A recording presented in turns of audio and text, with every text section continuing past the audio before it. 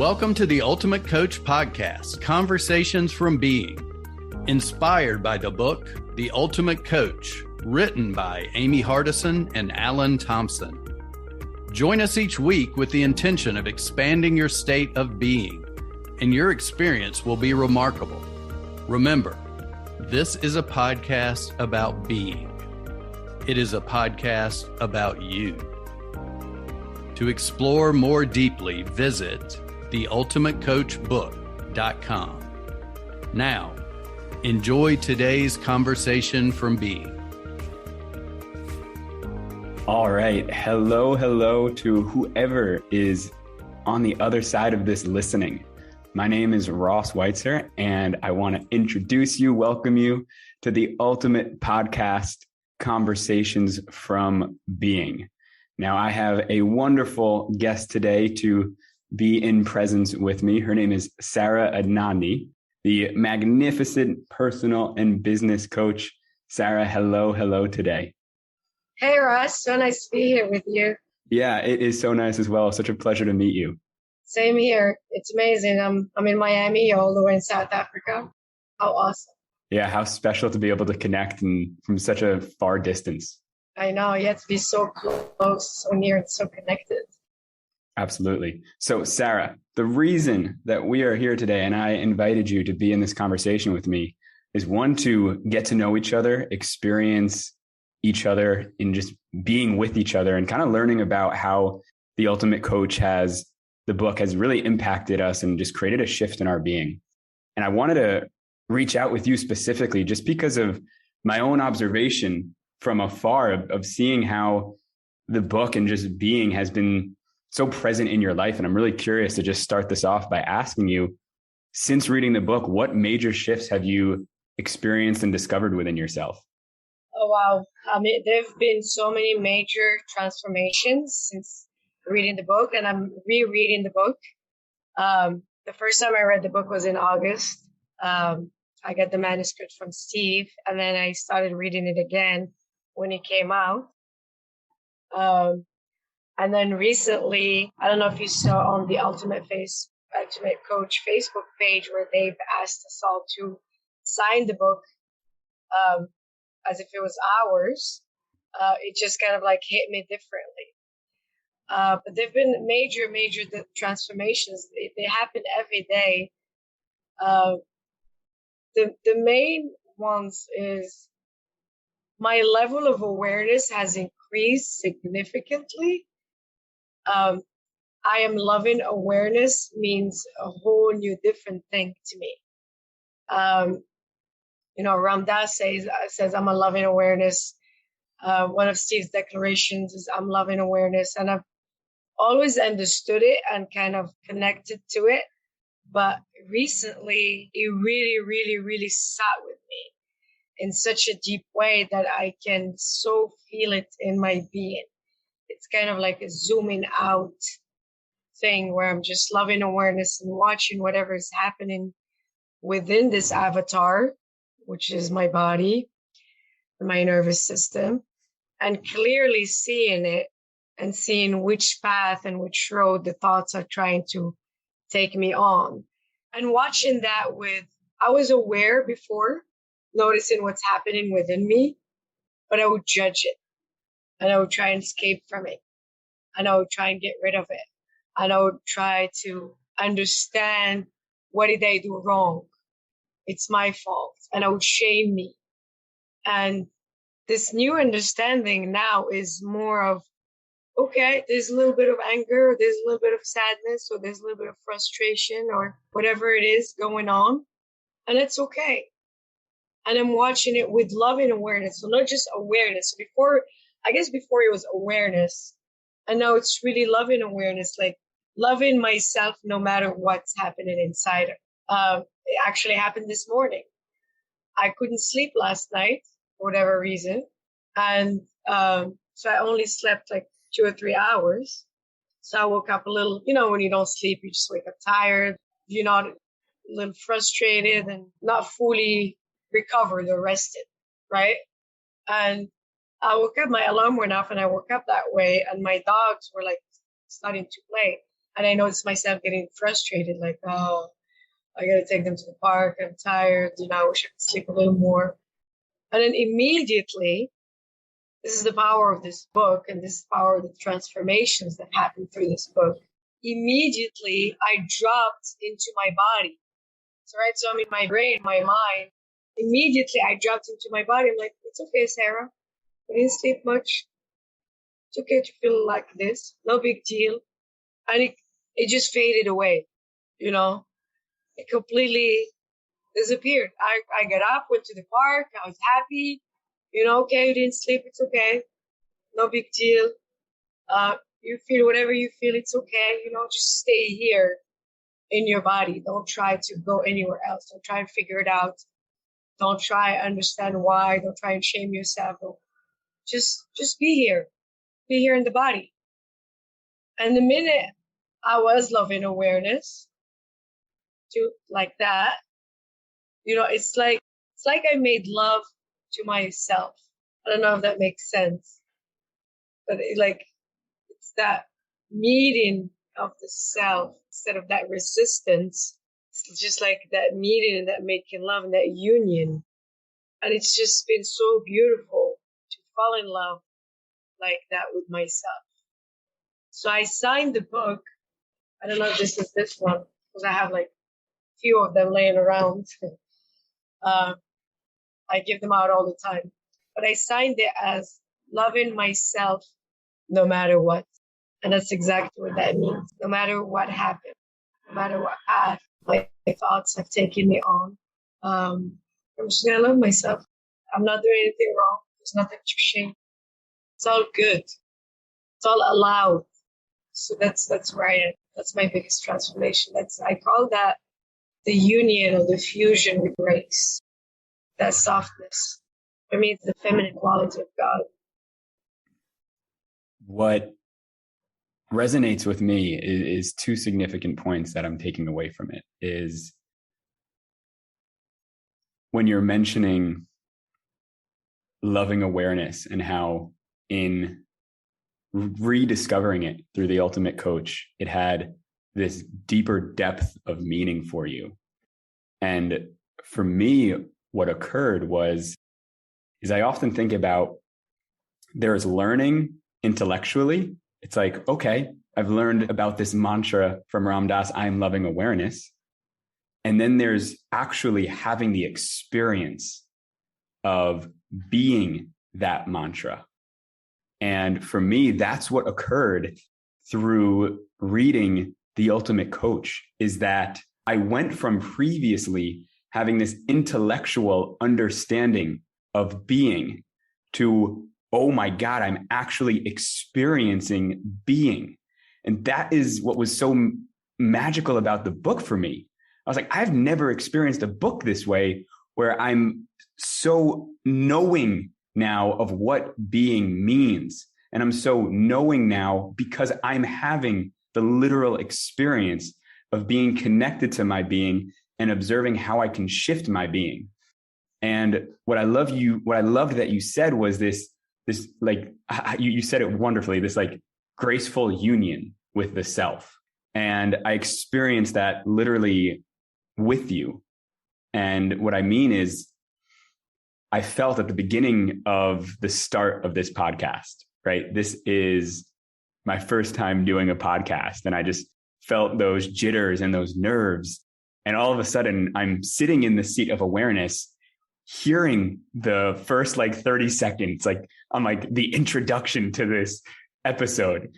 And I'm like, oh my God, I don't feel like myself. I don't feel like I'm being me. I don't feel authentic.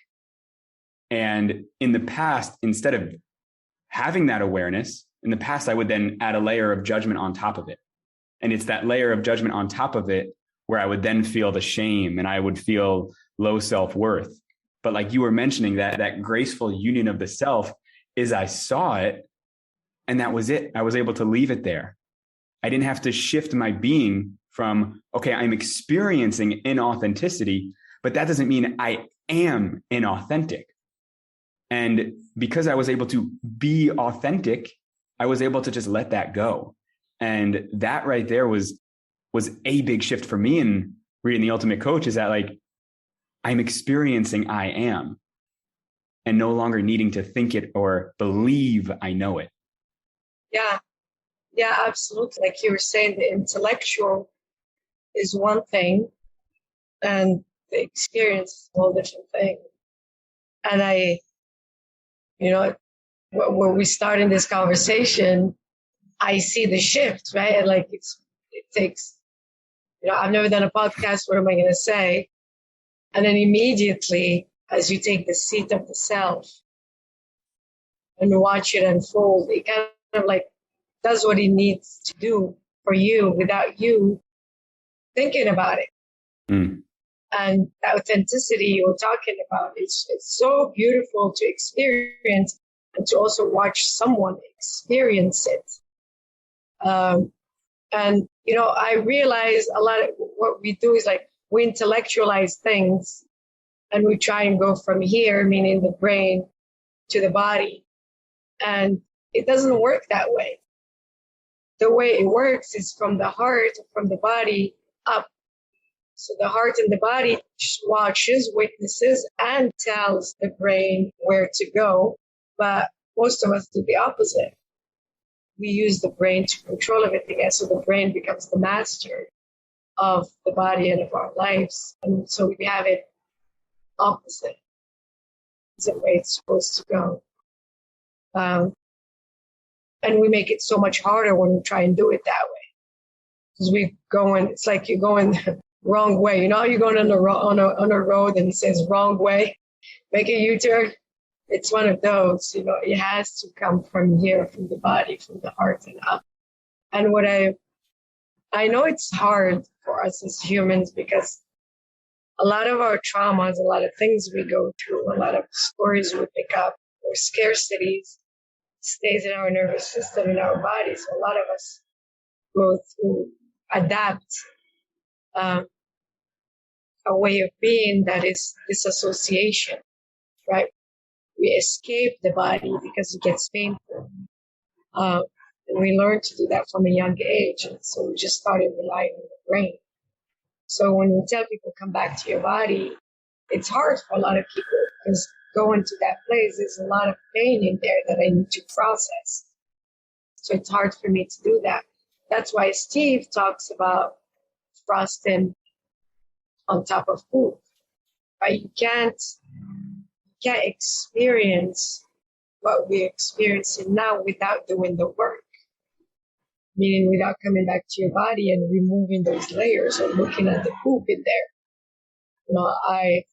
I understand I'm loving awareness from a long time, but I've been doing a lot of work, a lot of deep work. I mean, it's been a lot of judgments that I had to look at, a lot of traumas that I had to relive and transform for me to finally be able.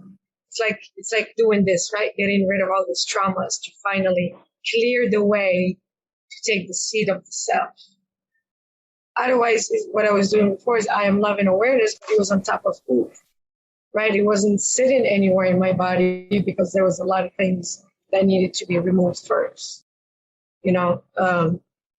Stories I picked up, or stories I was telling myself from whatever happened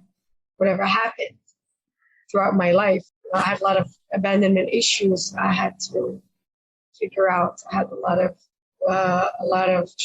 traumas, a lot of stories, a lot of pains, a lot of suffering that I had to look at and write my own judgments and be like, well, okay, well, let's look at this story. What really happened? It's like going back and holding that little girl's hand and saying, okay, what happened here? And sitting with her in that pain to see it again. And from that place, change the story. I can't just tell her, oh, no, that didn't happen. I can't gaslight her. I can't be like, okay, that happened a long time ago. Let's just move on. Or forget about it. It's more of like, okay, it's holding that space for her, sitting there, seeing it, and then transforming it. And then bringing her with me. So that next time I say, I am powerful. It's one of my declarations. So I am free. I am free to be. I am free to create. I am free to be woman. We're saying that together, you know. Before I would say, or was an affirmation, not a declaration. I would say an affirmation, and she's there like, no, you're not, you know. And it's kind of like, we're doing this, and it's kind of, and I would hear her saying that, like, okay, I'm just gonna say it, and I'm gonna continue saying it until I believe it. And intellectually, yeah, but it felt off. Like going through the poop, like Steve talks about, and cleaning that mess. Now we say it together in union. And I say, I'm free to be woman. And she's like, hell yes, you know, versus no, you're not. And so it's an ongoing union with me and all these parts that were in pain. It's like going back, talking to them, bringing them up, and we're like, okay, cool, we're doing this together, versus a fragmented self, trying to force anything on all these parts of me. And so they're all against me, and it's like a war inside, you know. It's also what I call the brain against the heart. So now it's, you know, in yoga and spirituality, we talk like coming alignment, mind, body, and spirit. And that's what the book has been able to do. It's really bring the mind, body, and spirit into alignment. One of the interesting pieces that I picked up in there is when we were talking about the mantra, I am loving awareness, before, when it was just a sentence that wasn't having this deep inner shift. And today, where it has this whole new world of meaning and experience, what I think is a possibility is that before having that shift through reading the book, the mantra was all in the mind. It was just another thought being repeated. And through the book, the mantra shifted into being something that was like the body was also communicating. So all of a sudden, I am loving awareness, there is now coherence where it's the body and the mind are communicating it as one. Yeah, absolutely. It's where I'm coming from now, right? It's a state of being, meaning where I'm coming from. It's not just a thought. I am loving awareness is it's just that, where I'm coming from. And, you know, that's what I was actually just coaching on that, where you're coming from. And I don't mean the country, you know, meaning your being. You know, Steve talks about what you're doing comes from your being. So where are you coming from? You're coming from anger, you're going to do angry things. So I am a loving awareness is what I'm coming from. And because I'm coming from that, for me, I'm also doing that for you, for everyone else, right? So whatever you say right now, because I'm coming from, I'm loving awareness, I'd be loving awareness. I'd be, you know, that loving witness towards you, which is the opposite of judgment. And imagine a previous reality where I am loving awareness coming from judgment. Wouldn't work out so well. Right. Yeah. And it's that inner work of saying, yeah, I'm loving awareness. And I'm also being with those judgments. And it's by being with those judgments that I'm able to transform them into love and now come from loving awareness. Whereas previously, if I'm avoiding the work, avoiding the shit, I'm just repeating, I am loving awareness, but the judgment is still my operating system. Because it's deeply rooted. Yeah. Because I'm shaming the judgment, right? I am shaming that little girl or teenager or young lady for those judgments, for those thoughts, for that story she created for herself out of protection, right? Out of trying to look out for me. See? So it's kind of, well, I did that before us because we were in danger. And now you're shaming me for doing that. So it's looking at that at her with loving awareness, more like, okay, thank you, I love you. And she decides to change the story automatically just because I meet her with love. It's taking the seat of the self and simply being that loving witness to whatever is going on inside. And it's all good. It's all good. Whatever judgment comes up, it's okay. Whatever thought comes up, it's okay. It's just that. It's just a thought. It's just a protective mechanism. It's just nothing. None of those judgments were created out of trying to hurt me. It has always been protection. And that's the truth. So why would I judge you, punish me, or shame me? I think such an important conversation around judgment is the misunderstanding and misinterpretation of the conditioning of don't judge others. Because when we grow up and we adopt that line, don't judge others, oftentimes the misunderstanding is, oh, right now I am judging, I shouldn't judge others. So then I am critical of my judgment. So it's like the judgment, I'm already going to feel shame. Now my conditioning says I shouldn't do that. So then I'm going to tell myself, bad Ross, more shame on top of that.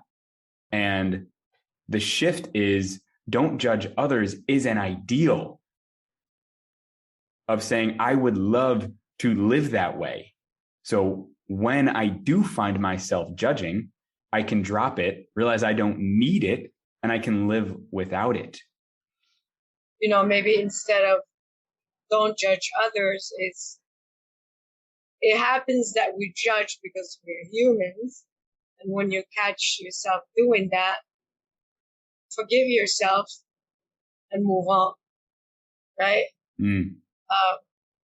It happens. Judgment happens. Just be aware of it and drop it, like you said. Don't hold on to it. Because exactly, that's the thing is, it's not that we judge, it's that we shame ourselves for judging.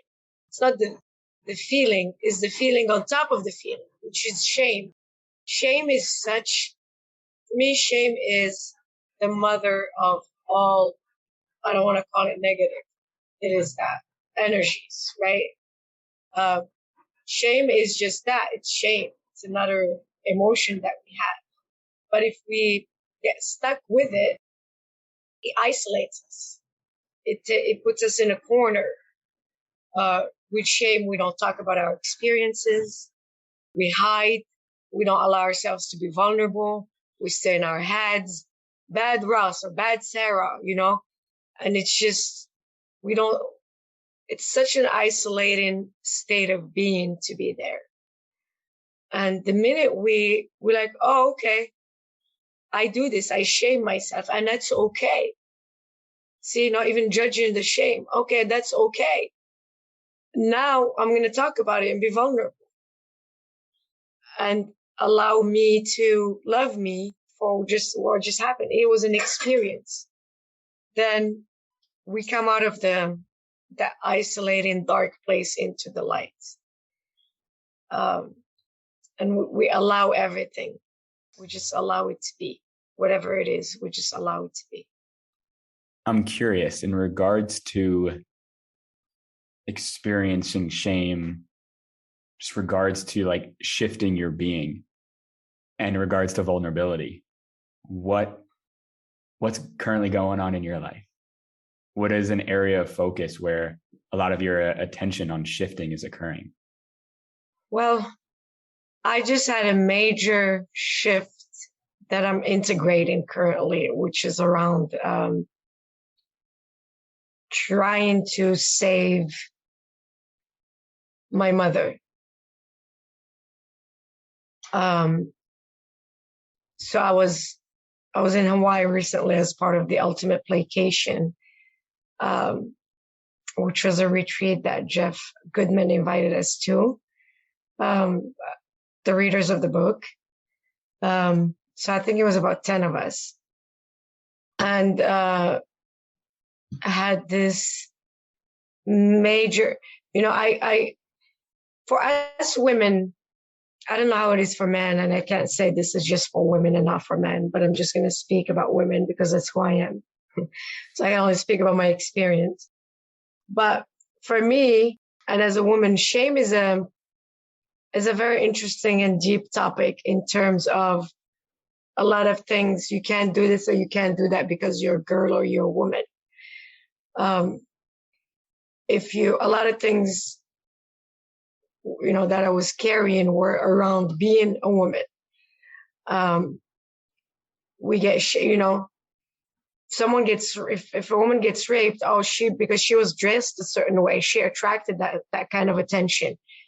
If a woman is looking pretty or taking care of herself while she's looking for attention, if a woman is smart, she's too smart. If a woman is successful, she's trying to be a man. It's a lot of heavy things of like, then who am I? Or then what is allowed for me? Because there's a lot of shame around anything, around the body, around your brains, around having children, around being a housewife, around, everything turns a little harder. And I'm not saying this to victimize, but it just creates a lot of shame. As I've been molested as a child and I've escaped rape, and I've gotten those answers of, well, what did you do? And I'm like, what do you mean? What did I do? I was 6.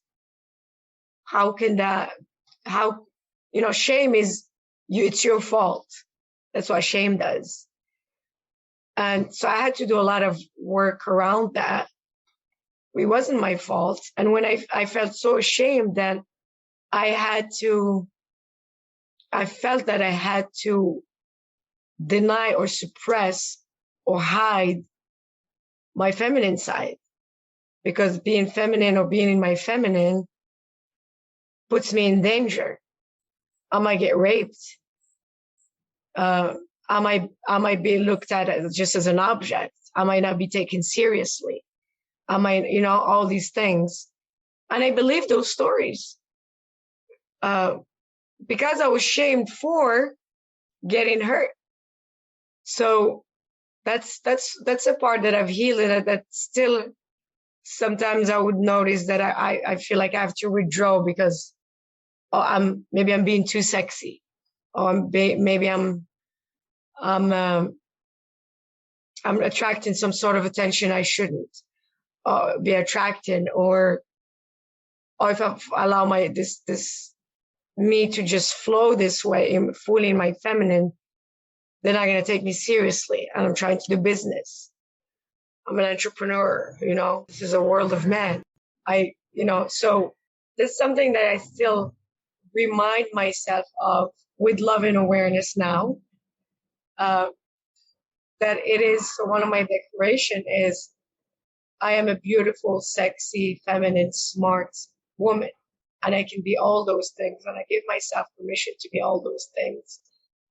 And yes, there are men out there who would try and take advantage. But it doesn't mean I need to hide. It's not on me to hide or try and suppress any of that. So it's a constant reminder, because that protective mechanism, it happened yesterday at the gym, I was in the steam room, and I felt that there was a guy there, and I felt that automatic protection. I had to protect myself, and then I was like, no, I can just relax in my being and be who I am, and it doesn't mean I'm opening the door for this man.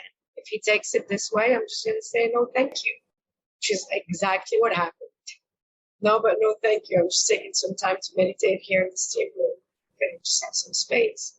But before I would get defensive and, take on my masculine to protect me or leave the room, And yesterday it was a beautiful moment because I noticed the whole thing. And I was like, no, Sarah, you're safe. Stay here. Stay in your feminine and just say no, thank you. You're safe. Nothing is going to happen. And that's what I did. So the transformations through the book happen. Declarations are very helpful. And it's a constant practice. It's not like you read this book and you had these transformations and that's it. Now you're Buddha. You know? It's even Steve. Steve listens to his declarations, I don't know how many times a day. You have to constantly, it's a practice. You have to constantly remind yourself because you will constantly be put in situations where that you might default back. And it's all good. It's all good. It's just a protection mechanism. So even when that's the loving awareness. When you just notice that that's happening with loving awareness, I see that I'm shifting back to this protection mechanism. And it's okay. Thank you. I love you. I see it. And just with that loving awareness and a declaration, you shift back automatically. All that happens here. It's all here in the body. It's not mind work. It's not intellectual. It just happens slowly. And you're not making it a problem to be solved. No, it's not a problem to be solved. Again, it's a protection mechanism. It's trying to help. There's nothing to be fixed. It's more of staying in that union with myself. It's with loving awareness, right? Loving awareness is I'm not shaming myself for having this reaction right now, for defaulting back. It's okay. From that place of love, I say my declaration. I choose where to come from. And where I want to come from, is I want to stay in my feminine. And I want to stay in my natural state. Yeah, it sounds like because of the way that you view these circumstances, the reaction in itself is love loving you. Because the reaction is just a reflection of, hey, because of who you are and how you're going to approach this right now, you're actually going to love yourself even more. Mm-hmm. It's, do you know, we talk about self-love a lot. And tasting it is a whole different,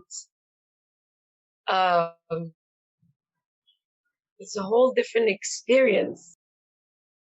Intellectualizing self-love. I am love, I am peace. I've never done affirmations really because I didn't believe that they worked. And they didn't for me. And maybe they didn't work because I didn't believe it. Whatever. But I always thought there was a missing piece. And clearing the poop was the missing piece. When you clear the poop, you taste love in yourself. It's like, I can't put it into words. I don't think even self-love does it justice to this feeling, to this union that I've been feeling. It's hard to explain. It's hard to put into words. It's a deep experience. What is the distinction for you between affirmations and declarations? So affirmations is putting on a YouTube video where they're saying, I am for an hour. I am love. I am peace. I am great. I am abundant. I am making money, which is great. Declarations are what your soul's declarations are looking at your judgments, forgiving yourself for those judgments, and allowing your soul to tell you who you are as opposite to those judgments. They're not like literal opposites. So if your judgment is people don't love me, that doesn't necessarily mean the declaration that's going to come out of you is people love me. So it's not a direct opposite in words, but it's a statement that comes out of your soul that is uniquely true to you. I can give you my declarations, and if you listen to them, they will be affirmations to you.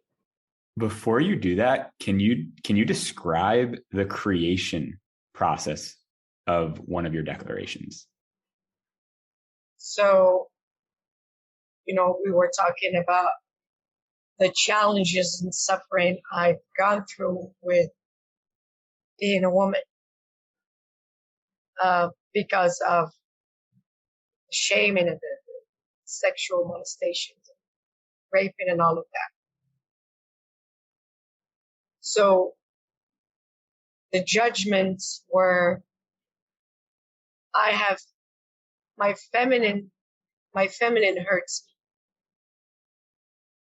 I am not allowed to be in my feminine. I'm not allowed to be woman. Being woman is scary. Being a men have more worth than women.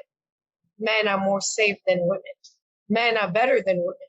Men come first. Because he got you, like, if he did this to me, it's my fault.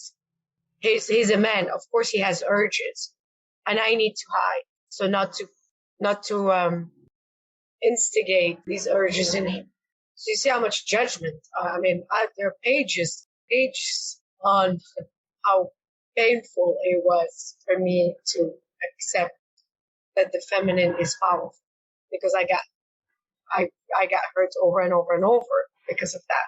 So, and this took a long time, writing these judgments, sitting with them, remembering these, and living again these sexual molestations, living again this rape, living again this, it's really painful being there again in those places and dealing with them and looking at them and those judgments of you can't do this, you can't do that. It's not, boys are allowed this, girls are not allowed that. So it was pages of judgments.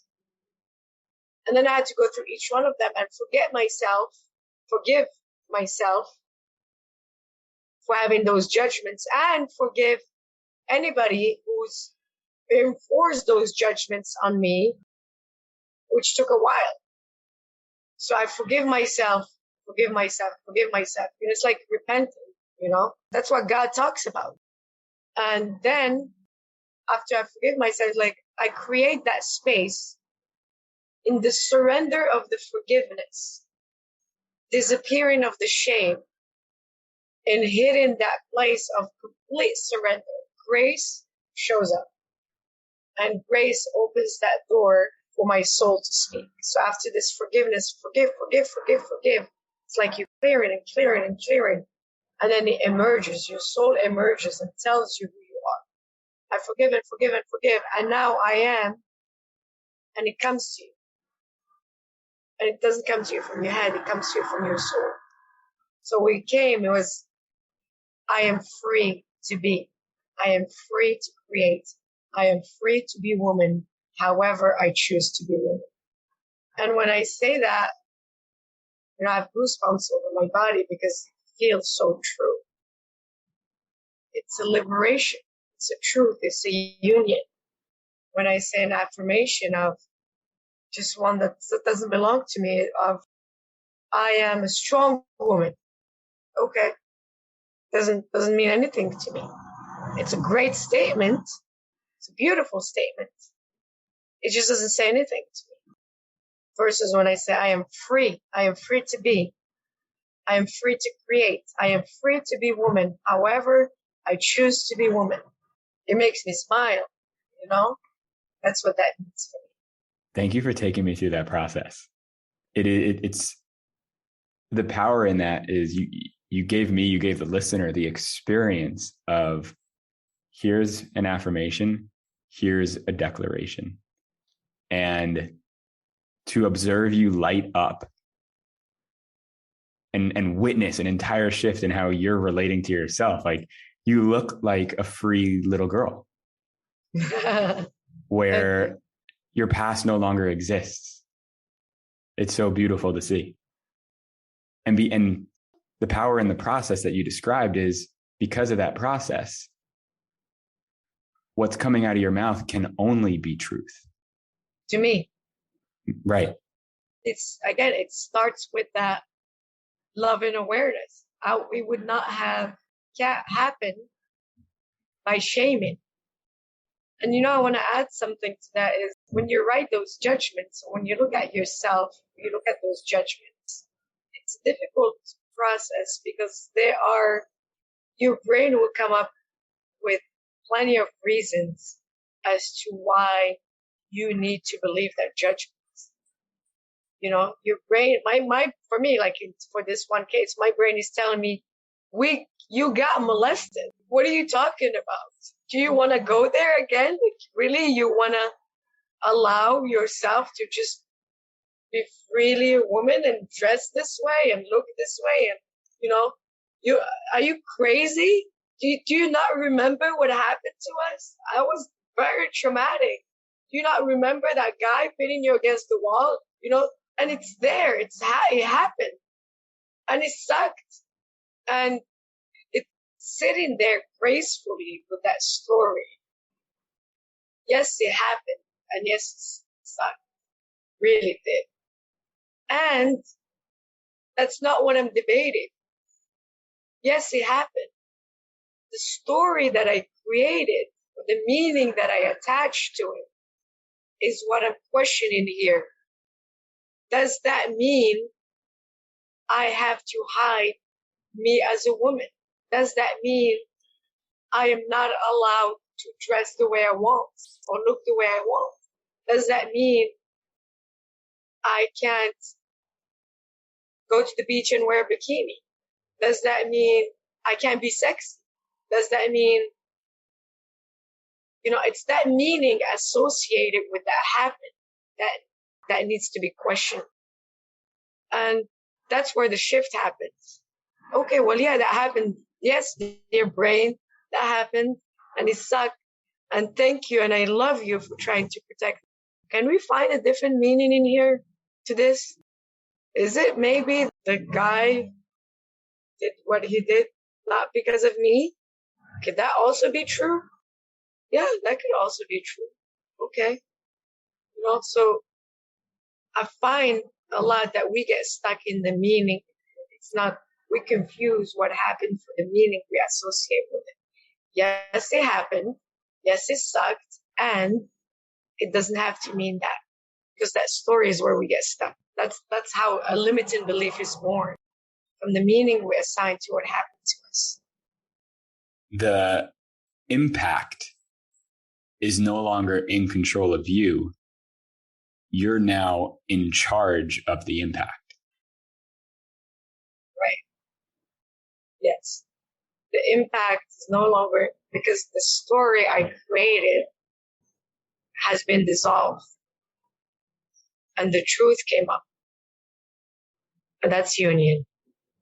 That's me finding me again. And that's self-love that I was talking about earlier. It's the allowing of, I'm allowed to be who I am again. What would you say to somebody? Well, we could start with your younger self. What would you say to your younger self in order to guide her to this right here, so that you could have saved however many years to becoming this realization? What's coming up for me is I don't know that there's anything I could have said or done to save me years. As a child, you don't even realize, you're not conscious enough to realize what your body and your brain are doing. You're not even, I don't think you can. The only thing I would have encouraged myself to see or do is, for others to actually see and do for me, is however you feel is okay. The non-shaming part, like you were saying earlier, don't judge the feeling. I would have whatever I would have feel. Because when we're children, when a parent sees a child crying, they try and make it better right away. What can I do to make it better? What can I do to stop them from crying? What can I do to stop them from feeling this way? It's almost like saying it's not okay to feel the way you're feeling, instead of holding space of it's okay to feel this way. So I would have told her it's okay to feel this way. I don't know that she would have been able to tell me the story she's created in her head for me to be able to help her through it. I would have just told her it's okay to feel this way. I wouldn't have shamed her. I wouldn't have said, it's your fault this happened. I would just have, I wouldn't have shamed her. I also imagine, along with the doing of the communication, being with her in love. Because I can imagine how many people were with you and internally coming from a place of fear, coming from a place of concern, coming from a place of control. And they can say whatever they say, but are they actually embodying and being with you in the presence of what you're experiencing? Because by a human not being in the present with you, now there's just even more separation occurring. And the child doesn't know that separation is even occurring. Yeah.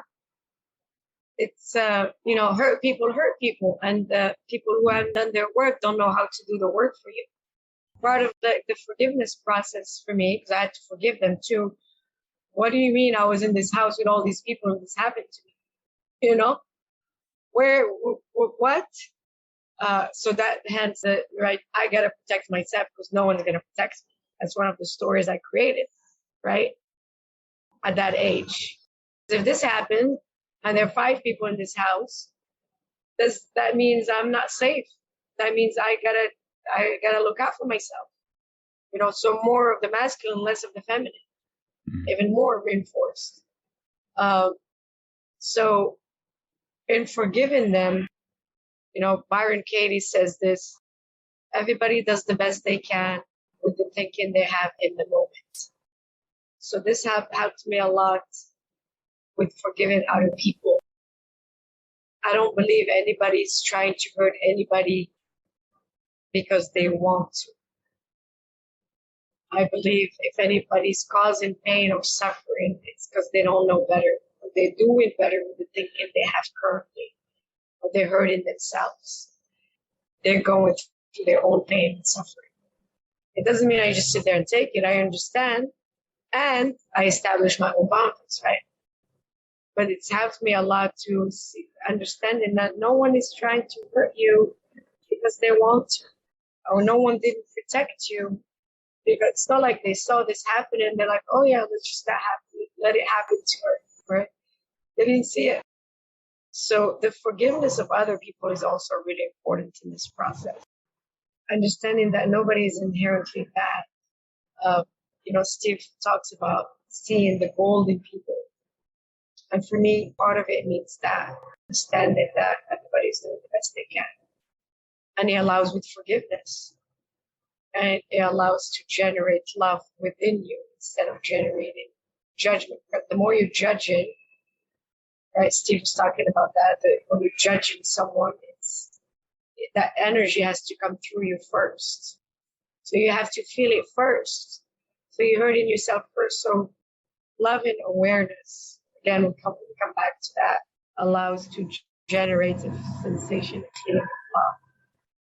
I think I see forgiveness in I don't know if it's a different way or just a unique way, is that in the context of what you were sharing is use your energy to love yourself as opposed to use your energy to hate the other.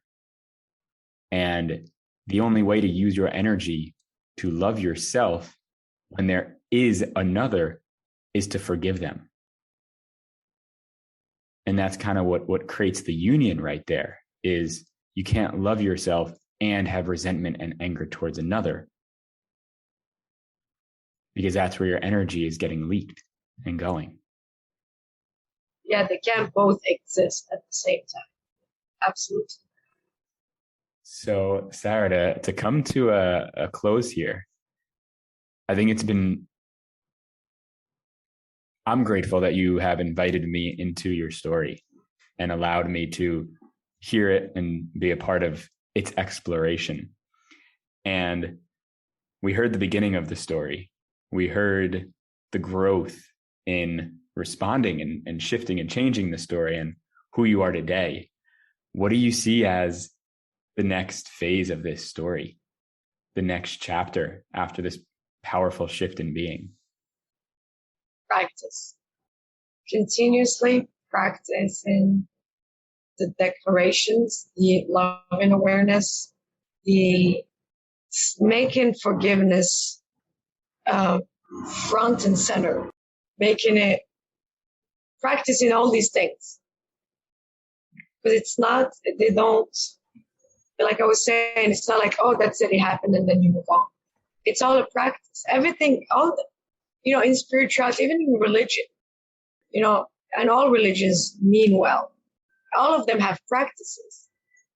Because we are, as humans, we are designed to forget. And there are practices for all of them. Yoga is a practice, right? So I have over 1,500-hour training as a yoga teacher. I can do some amazing poses. But yoga is a practice. It's not about reaching the pose. It's not about showing up. Look at me, I can stand on my head. But it's about constantly practicing, because each pose has something to tell you. Every breath with each pose reminds you of something, reminds you of that union. Yoga means union. In religions, we pray, constant prayer is a practice for union with the self, which is God, right? The self is God.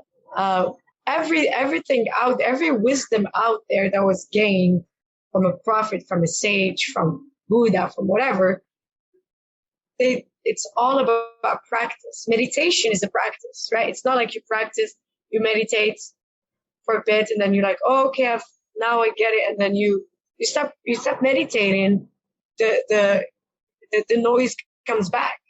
It's cleaning, right? You stop cleaning your house, it's going to get dirty. You stop going to the gym, you're going to be fit again. You stop eating healthy, you're going to gain weight.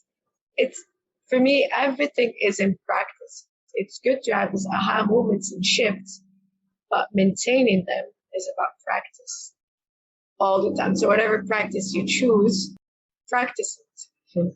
It's not a destination, it's a journey.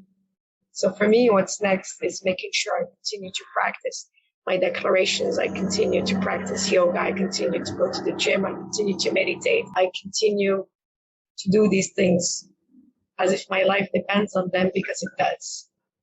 And whatever happens next, whatever life throws at me, is all good, as long as I practice. What's amazing to me about your answer, there wasn't even a mention about a destination or where you want to go. It's because you already have all of the knowing that as long as you just stay consistent and show up aligned and practice, something awesome is going to come, right? Mm-hmm. There's so much trust that if I just keep doing this, my life's going to get better. And I'm already loving it now. So why would I do anything but continue to show up as I show up? Right. Which is badass, Sarra. Thank you. Thank you, Ross. It's that commitment to the practice. Commitment is the masculine side of God, right? The commitment, the integrity, right? And the grace and the loving awareness is that feminine part of God. So I am committed to my feminine. That's the union of the masculine and the feminine, the union of me and me, the union of me and God. That's self-love. Thank you, Sarra, for portraying your message, not through words, but just truly how I'm experiencing you showing up on this call. Thank you, Ross. Thank you for having me. Thank you for holding space. Thank you for doing this podcast. Thank you for your energy. Thank you for acknowledging.